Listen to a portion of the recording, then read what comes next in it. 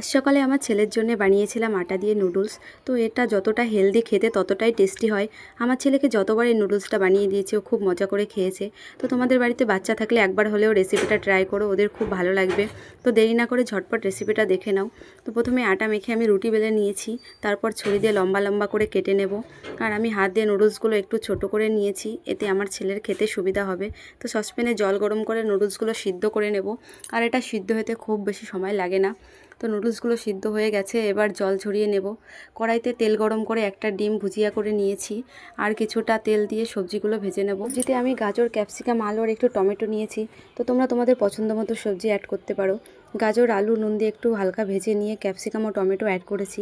এবার এটা ঢাকা দিয়ে সবজিগুলো সিদ্ধ হতে দেবো। আর আমি পেঁয়াজ কুচিটা স্কিপ করে গিয়েছিলাম, তো পরে কড়াইয়ের এক সাইডে একটু তেল দিয়ে পেঁয়াজটা ভেজে নিয়েছি। এরপর নুডলসগুলো দিয়ে সামান্য নুন আর হলুদ দিয়ে সবজির সঙ্গে মিশিয়ে নেব। তারপর ডিম ভুজিয়া দিয়ে দেবো আর একটু ভেজে নেব। এরপর নামানোর আগে সামান্য টমেটো সস দিয়ে মিশিয়ে নেব। তো রেসিপিটা ভালো লাগলে অবশ্যই একটা লাইক করো।